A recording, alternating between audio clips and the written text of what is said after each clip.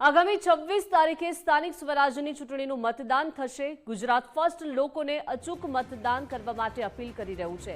રાજકોટમાં મતદાનને લઈને લોકોમાં ભારે જાગૃતિનો માહોલ જોવા મળ્યો છે। લોકો વધુમાં વધુ સંખ્યામાં મતદાન કરે તે માટે આહવાન। યુવાનો, મહિલાઓ અને વૃદ્ધોએ પણ અચૂક મતદાન કરવા માટે અપીલ છે।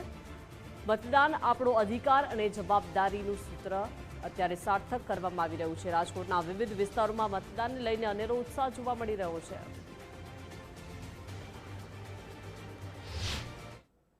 मतदान करवू ए मारो जन्मसिद्ध अधिकार छे ने साथे साथे आजना समयनी अंदर मतदान करवू ए मारी एक जवाबदारी पण छे। कारण के लोकशाहीनी अंदर ज्यारे आपणे रहता होईए छीए त्यारे लोकशाहीनो सौथी महत्वनो कोई पायो होय तो ते मतदान छे। मतदान करवू खूब ज जरूरी छे अने मतदान माटे जागृति होवी ए पण खूब ज जरूरी छे। आपणे राजकोट वासीओ छे, पेला महिलाओ छे, तेमनी साथे वात करीशुं। बेन, मतदान करवू खूब ज आवश्यक छे, शुं कहेशो? પહેલા તો જય હિન્દ, જય ભારત। મતદાન ચોક્કસ કરવું જોઈએ કે આપણે લોકશાહીમાં રહીએ છીએ અને હરેક નાગરિકનો અધિકાર છે। અધિકારની સાથે આપણી ફરજ પણ છે એટલી કે આપણે આપણા ભારત માટે બેસ્ટ છે એ આપણે નિર્ણય લઈએ। તો મારા મતે હરેક વ્યક્તિ અને આપણે બને એટલું બધાને જાગૃત પણ કરીએ કે જે લોકો નથી આમાં બિલીવ કરતા એ લોકોમાં આપણે જાગૃતિ ફેલાવીએ કે તમારા મનમાં હોય તે તમને જે યોગ્ય લાગે તે પણ મતદાન ચોક્કસ કરવું જોઈએ। જય હિન્દ। બા, તમારી કેટલી ઉંમર છે? 83। આજના યુવાનોને શું કહેશો? મતદાન ફરજિયાત કરવું જોઈએ? ફરજિયાત કરવું જોઈએ।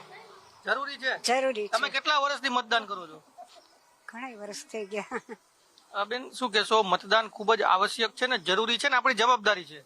ખરેખર આપણી જવાબદારી છે। મતદાન બધાએ કરવું જ જોઈએ અને જો આપણે મતદાન કરીશું તો જ આપણે નક્કી કરી શકીશું કે આપણે કયા પક્ષને આપી અને આપણો દેશ મજબૂત કરવો જોઈએ। તો આપણાથી જ આપણે દેશને મજબૂત કરી શકીએ છીએ, એટલા માટે મતદાન કરવું જરૂરી છે। આજના યુવાનો જેનઝી આપણે જે કહીએ છીએ એને શું સંદેશો આપશો મતદાનને લઈને? તો આજના યુવાને હું એ જ કહીશ કે પહેલાના સમયમાં અભણ માણસો હતા એ મતદાન કરવા જઈ શકતા હતા, તો આપણે તો એજ્યુકેટેડ છીએ તો આપણે કેમ નથી જતા? અત્યારે તો મીડિયા આ તે બધું આપણે જોઈએ છીએ ઘરે બેઠા, તો કેમ નથી મતદાન થતું? આને આમાં આપણે જાગૃતતા લઈ આવવાની જરૂર છે।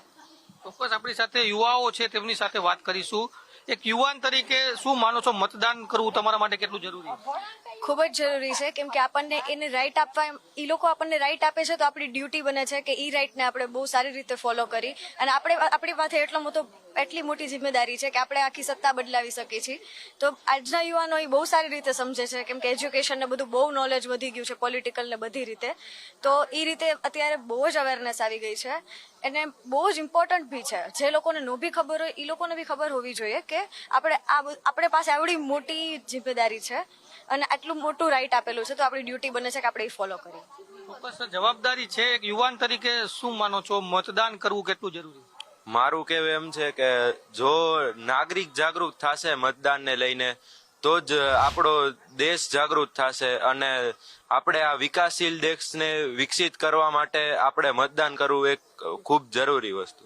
ચોક્કસ લોકશાહી હોય છે, એનો પાયો મતદાન હોય છે, લોકશાહીનો સ્તંભ મતદાન હોય છે। મતદાન કરવું ખૂબ જ જરૂરી છે। દરેક મતદારોએ પોતાની ફરજ સમજીને ગમે ત્યાંથી બહાર ગામ ગયા હોય તો આવીને કે પોતાની ફરજ સમજીને મતદાન અવશ્ય કરવું જોઈએ।